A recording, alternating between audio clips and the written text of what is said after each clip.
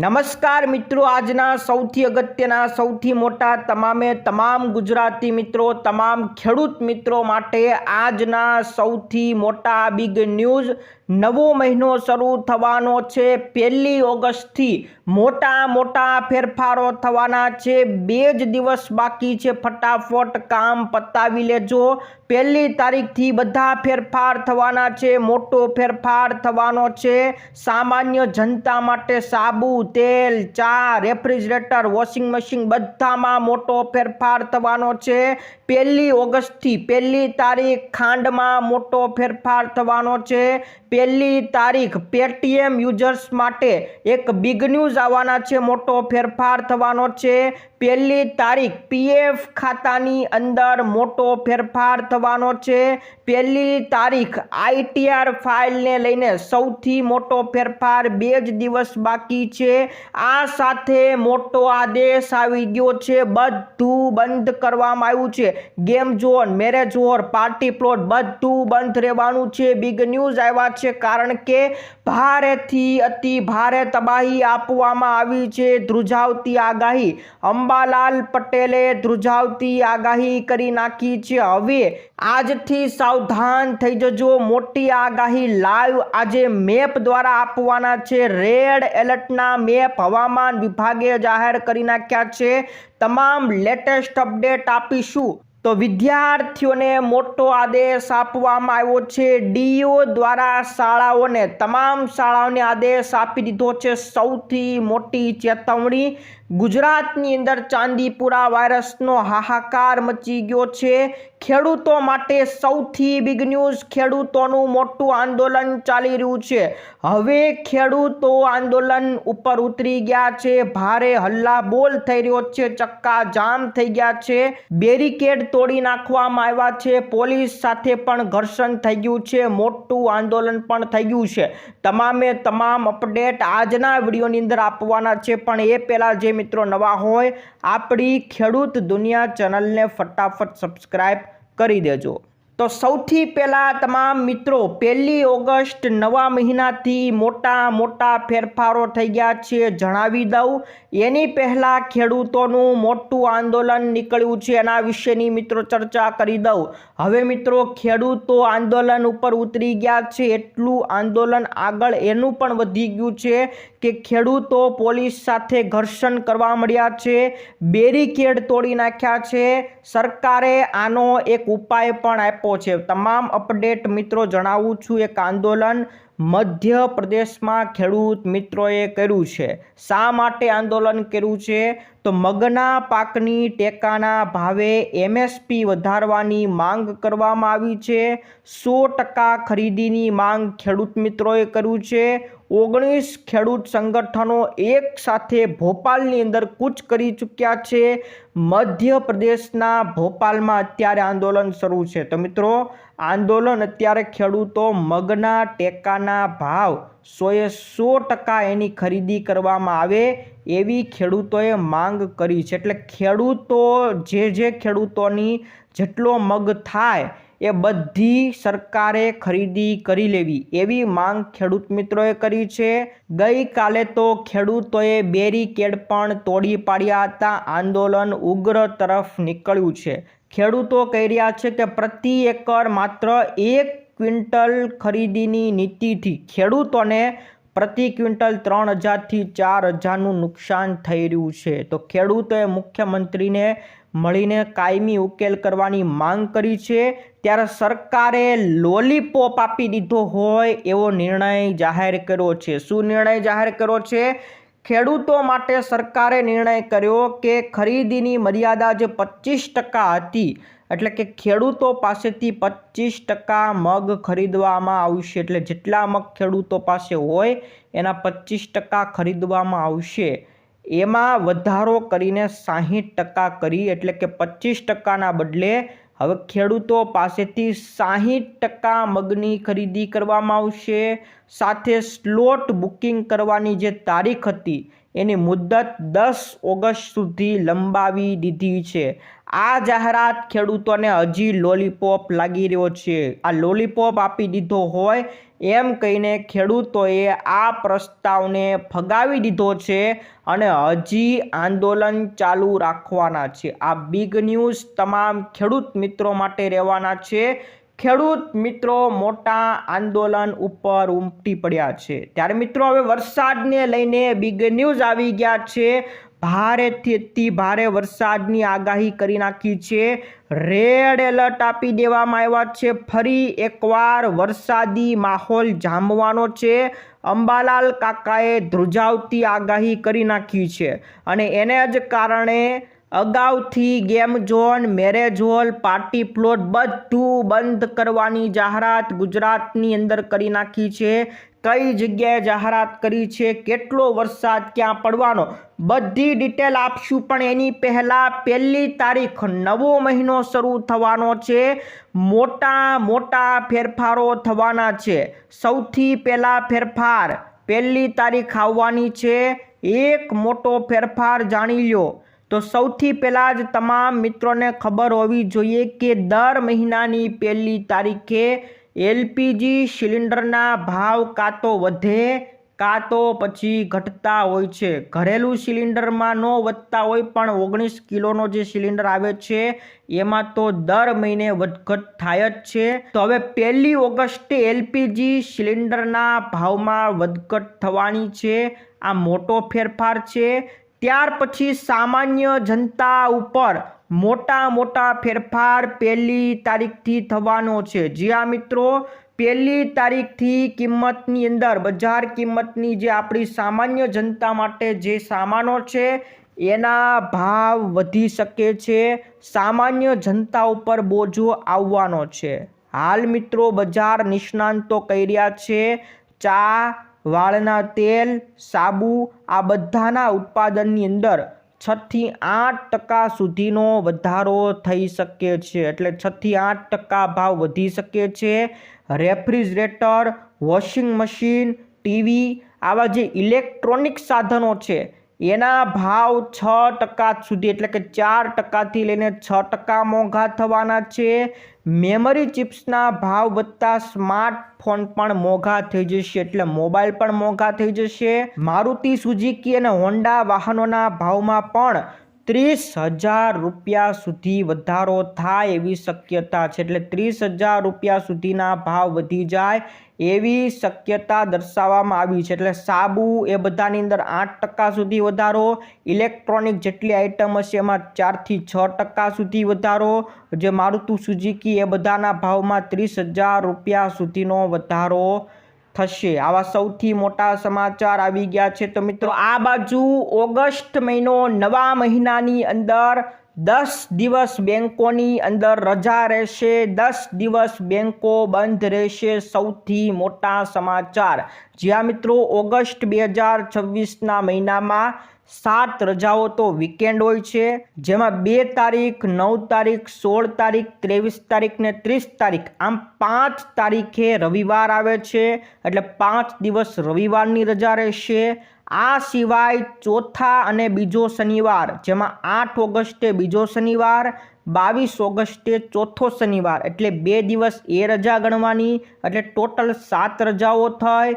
ત્યાર પછી 15 ઓગસ્ટ આ વખતે સ્વતંત્ર દિવસ આવે છે, એટલે આખા ભારતની અંદર રજાઓ, એટલે ગુજરાતમાં પણ રજા રહેવાની છે. 26 ઓગસ્ટે ઈદે મિલાદ, બારાબારા, થિરુવોણમ આવી રીતના 3 અલગ રાજ્યોની અંદર તહેવારો હોય છે. એમાં આપણા ગુજરાતની અંદર ઈદના રોજ રજા જાહેર રહેવાની, એટલે 26 તારીખે રજા રહેશે.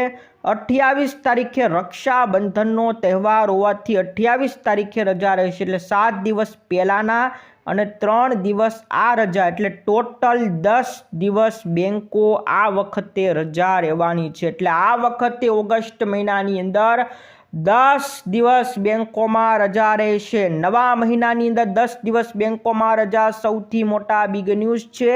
ત્યાર પછી 1 તારીખ આઈટીઆર ફાઇલ કરવાને લઈને બિગ ન્યૂઝ આવ્યા છે. 2 દિવસમાં કામ પતાવવા પડશે. એટલે કે ઓગસ્ટ મહિનો નવો મહિનો શરૂ થાય એ પહેલાં તમારે આ કામ પતાવવું પડશે, નહીં તો 5,000 રૂપિયાનો દંડ તમારે ભરવો પડશે. જ્યાં મિત્રો નાણાકીય વર્ષ 2025 અને 26 માટે ITR ફાઇલ કરવાની સામાન્ય કરદાતાઓની છેલ્લી તારીખ 31 જુલાઈ 2026 રાખવામાં આવી છે. એટલે કે હવે માત્ર 2 દિવસ જ બાકી રહ્યા છે. આજે 30 તારીખ, આવતીકાલે 31 તારીખ. આ 2 દિવસમાં તમારે ITR ફાઇલ કરવું પડશે. 31 ડિસેમ્બર સુધી લેટ ફી માટે બિલેટેડ રિટર્ન ફાઇલ કરી શકાશે. જો પછી તમે સમય ચૂકી જશો તો 5,000 રૂપિયા સુધીનો દંડ પણ ભરવો પડી શકે છે. તો જે લોકો ITR ફાઇલ કરતા હોય એના માટેની જાહેરાત 31 જુલાઈ એટલે કે આવતીકાલ છેલ્લી તારીખ છે. ITR ફાઇલ કરાવી લેજો. આ બાજુ મિત્રો હવે પેટીએમ યુઝર્સ માટે એક બિગ ન્યૂઝ આવી ગયા છે. પેટીએમ પેમેન્ટ બેંક બંધ થઈ જવાની છે, એની પ્રક્રિયા પણ શરૂ થઈ ગઈ છે. દિલ્હી હાઈકોર્ટની અંદર આદેશ આપી દેવામાં આવ્યો છે કે પેટીએમ પેમેન્ટ બેંકને તાત્કાલિક ધોરણે બંધ કરવામાં આવે અને એની પ્રક્રિયા હવે શરૂ થઈ ગઈ છે. પણ જે યુઝર્સ પેટીએમ વાપરતા હોય એમના માટે એક સમાચાર છે કે તમારે ચિંતા કરવાની કોઈ જરૂર નથી. તમે પેટીએમની અંદર UPI વાપરતા હોય, QR પેમેન્ટ કરતા હોય, રિચાર્જ કરતા હોય, બિલ પેમેન્ટ કરતા હોય, આ બધી સેવાઓ ઉપર કોઈ અસર થવાની નથી. જેમના પૈસા બેંકમાં છે તેમને પરત મળી જશે. એટલે પેટીએમ પેમેન્ટ બેંક બંધ થવાની છે, પેટીએમ એપ્લિકેશન બંધ થવાની નથી. એટલે પેટીએમ એપ્લિકેશન તો શરૂ રહેવાની છે, એમાં બધા કાર્યો તમે કરી શકશો. અને પેટીએમ પેમેન્ટ બેંકમાં જેના પૈસા છે એના પૈસા પરત કરી દેવામાં આવશે. તો પેટીએમ પેમેન્ટ બેંક બંધ થવાની છે, તો તમારા ખાતામાં એમાં જો પૈસા હતા તો તમને પરત મળી જશે. આ ઉપર આ બાજુ ખાંડને લઈને 1 તારીખથી મોટો ફેરફાર નક્કી કરવામાં આવ્યો છે. કેન્દ્ર સરકારે ખાંડના ભાવ નિયંત્રણ રાખવા માટે એક મોટો નિર્ણય કર્યો છે કે વેપારીઓએ આટલી ખાંડ જ સ્ટોક મર્યાદાની અંદર રાખવી, એટલે ખોટો વધારે સ્ટોક કરવો નહીં. તો 1 ઓગસ્ટ 2026થી લઈને 30 નવેમ્બર 2026 સુધી વેપારીઓ માટે મહત્તમ 30 દિવસનો સ્ટોક અને 4,000 ક્વિન્ટલની મર્યાદા નક્કી કરવામાં આવી છે. એટલે કે વેપારીઓ 30 દિવસથી વધુનો સ્ટોક રાખી નહીં શકે, 4,000 ક્વિન્ટલથી વધુનો સ્ટોક રાખી શકશે નહીં. કઈ તારીખથી કઈ તારીખ? તો આવનારી આ 1 તારીખ એટલે કે નવા મહિનાથી 30 નવેમ્બર સુધી આ મર્યાદા નક્કી કરવામાં આવી છે, જેથી ખાંડના ભાવ નિયંત્રણ રહી શકે, કોઈ ખોટો સ્ટોક કરીને કાળાબજારી ન કરે. એના માટે આ સૌથી મોટી સૂચના, સૌથી મોટા આદેશ તમામ વેપારીઓને કરી નાખવામાં આવ્યો છે. ત્યારે મિત્રો આ બાજુ PF ખાતાને લઈને સૌથી મોટો નિર્ણય અને દરેક લોકોને રાહત મળવાની છે કે વગર ક્લેમે તમે ક્લેમ નહીં કરો તો પણ તમારા ખાતામાં PFના પૈસા આવી જશે. સરકારે હવે આ પ્રક્રિયા શરૂ કરી નાખી છે કે જે લોકોના PF ખાતાની અંદર હજી પૈસા પડ્યા છે એ લોકોએ ક્લેમ હજી કર્યા નથી, એના પૈસા આપમેળે એના બેંક ખાતાની અંદર નાખી દેવામાં આવશે. ભલે તમે ક્લેમ નથી કર્યું તો પણ આપમેળે તમારા બેંક ખાતામાં જમા થઈ જશે. તો શ્રમ અને રોજગાર મંત્રાલય હેઠળ EPFOએ આ પ્રક્રિયા માટે 1.18 લાખથી વધુ ઇનએક્ટિવ ખાતાની ઓળખ કરી અને ચકાસણી પૂર્ણ કરી લીધી છે કે હવે કોઈએ ફોર્મ ભરવાની જરૂર નથી. સંસ્થા પોતે આવા ખાતાની માહિતી મેળવશે અને લિંક થયેલા આધાર કાર્ડ સાથે લિંક થયેલા તમામ ખાતાની અંદર આપમેળે જેના PFના પૈસા હશે ખાતામાં નાખી દેવામાં આવશે. તમારે પણ કાંઈ કરવાની જરૂર નથી। તો જે લોકોના ખાતા હજી પીએફની અંદર પડ્યા છે એને કદાચ યાદ પણ નથી, તો એના ખાતા આપમેળે એના બેંક ખાતાની અંદર આવી જશે। કોઈ ફોર્મ તમારે હવે ભરવાની જરૂર નથી। સૌ પ્રથમ જે લોકોના 1,000 રૂપિયા સુધી હશે એના પહેલાં પ્રાયોરિટી મળશે, એટલે જેના 1,000 રૂપિયા સુધીના પીએફ ખાતાની અંદર પૈસા પડ્યા છે સૌ પ્રથમ એના પૈસા બેંક ખાતામાં નાખવામાં આવશે। તો હવેથી મિત્રો આપમેળે તમારા ખાતામાં પૈસા આવી જશે। સૌથી મોટા સમાચાર હતા। ત્યાર પછી મિત્રો હવે આપણે આવી જઈએ આગાહી વિશે। મોટો આદેશ આપી દીધો છે। હજી વરસાદ પડે એની પહેલાં જ સૂચનો આપી દીધા છે। Game zone, marriage hall, party plot આ બધું બંધ કરવાનો આદેશ આપી દીધો છે। જી આ મિત્રો, સુરતની અંદર સુરત મહાનગરપાલિકાએ 30 તારીખ અને 31 તારીખના રોજ ભારે વરસાદની આગાહી છે। આગાહી હજી વરસાદ પડે એની પહેલાં જ તંત્રને સૂચના આપી દીધી છે કે કોઈ નુકસાન ન થાય એ માટે તમામ ગેમ ઝોન, તમામ મેરેજ હોલ અને તમામ પાર્ટી પ્લોટને બંધ રાખવામાં આવશે। આ 30 અને 31 તારીખે એમ 2 દિવસ તમામ મેરેજ હોલ, ગેમ ઝોન અને પાર્ટી પ્લોટ સુરતની અંદર બંધ રાખવાનો આદેશ કરવામાં આવ્યો છે। આ સાથે તમામ અધિકારીઓને 24 કલાક એલર્ટ મોડ ઉપર રહેવા સૂચના આપી છે। જોખમી હોર્ડિંગ અને સાઇનબોર્ડ હટાવવા માટે તેમજ જર્જરિત જ્યાં મકાનો હોય એની ચકાસણી કરવા માટે તમામ જેટલા અધિકારીઓ છે એને આદેશ આપી દેવામાં આવ્યો છે। એટલા મોટો આદેશ છે, એટલે 30 અને 31 તારીખ ભારે વરસાદ રહેવાનો છે એટલા માટે આદેશ આપ્યો છે। હવામાન વિભાગે પણ રેડ એલર્ટ આપી દીધું છે। એક સાથે 4 વરસાદની સિસ્ટમ સક્રિય બની છે, એટલા માટે આજે 30 જુલાઈથી વરસાદની ગતિવિધિ વધવાની છે। 30 તારીખ, 31 તારીખ ખૂબ ભારે રહેવાના છે। ઓરેન્જ એલર્ટ આપવામાં આવ્યું છે। 31 તારીખે તો રેડ એલર્ટ પણ આપી દેવામાં આવ્યું છે।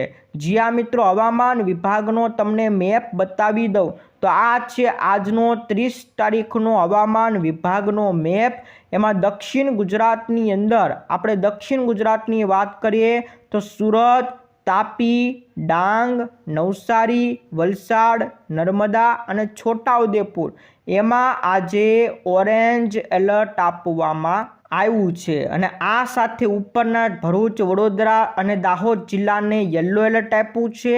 આજની તારીખમાં ઓરેન્જ એલર્ટ છે, પણ આવતીકાલે એટલે કે 31 તારીખના રોજ રેડ એલર્ટની આગાહી કરવામાં આવી છે। મિત્રો જોઈ શકો છો, આવતીકાલે સિસ્ટમ અંદરની તરફ ઘૂસવાની છે અને ભારેથી ભારે વરસાદ પડવાનો છે। જેમાં મિત્રો સુરત હોય, તાપી હોય, ડાંગ, ભરૂચ, નર્મદા, વડોદરા, આણંદ, અમદાવાદ આ જિલ્લાઓને રેડ એલર્ટની યાદીમાં મૂકવામાં આવ્યું છે।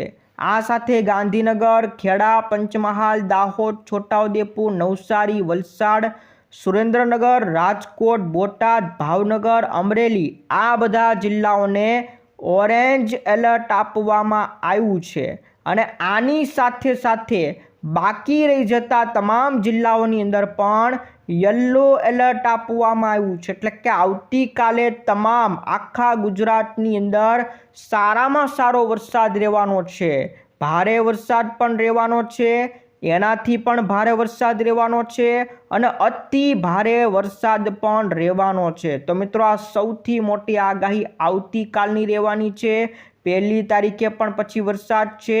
એનું હવે તમને મેપ બતાવી દઉં કે એક સિસ્ટમ કેવી રીતના ગુજરાતની અંદર આવી રહી છે અને કેવી રીતના આ બધા જિલ્લાઓને તબાહી મચાવશે। આપણે પહેલાં મિત્રો જાણી લઈએ 30 તારીખ એટલે કે આજની અપડેટ। તો આ 30 તારીખના રોજ આપણે જોઈ શકીએ એક સિસ્ટમ અહીંયા મધ્ય ભારતની અંદર છે, એ પછી ધીમે ધીમે આવી રીતના અંદર આવશે। એમાં મિત્રો આ બધા જિલ્લાઓની અંદર આજે વરસાદ રહેવાનો છે, વરસાદની આગાહી છે। પછી આવી જઈએ 31 તારીખ। આ મિત્રો 31 તારીખે દક્ષિણ ગુજરાતના જિલ્લાઓ તમે જોઈ શકો છો, અંદરની તરફ સિસ્ટમ ઘૂસી ગઈ છે અને દક્ષિણ ગુજરાતનો વારો પાડવાનો છે। તો એમાં મિત્રો આગાહી કરવામાં આવી છે, એને આપણે ગુજરાતમાં ઝૂમ કરીને બતાવી દઉં તો દક્ષિણ ગુજરાતના સુરત, વલસાડ, નવસારી આ બધા વિસ્તારોને આવરી લેશે। આ સાથે 31 તારીખે તમે જોઈ લો, 31 તારીખે સિસ્ટમ આવી રીતના આખા તળ ગુજરાતમાં આવી ગઈ છે। ઝૂમ કરીને બતાવી દઉં તો તળ ગુજરાતનો આખો ભાગ, આ બનાસકાંઠા, સાબરકાંઠા પણ આવી ગયું, અમદાવાદ, ગાંધીનગર પણ આવી ગયું, આ સુરત, નવસારી, વલસાડ બધી જગ્યાએ ભારેથી અતિ ભારે વરસાદ રહેવાનો છે। તો મિત્રો આ સિસ્ટમ અંદરની તરફ આવી રીતના આવી અને અંદરની તરફ ગુજરાતમાં આવશે। તો આજે અને આવતીકાલે ખૂબ ભારે રહેવાનો છે, હવામાન વિભાગે આગાહી કરી નાખી છે।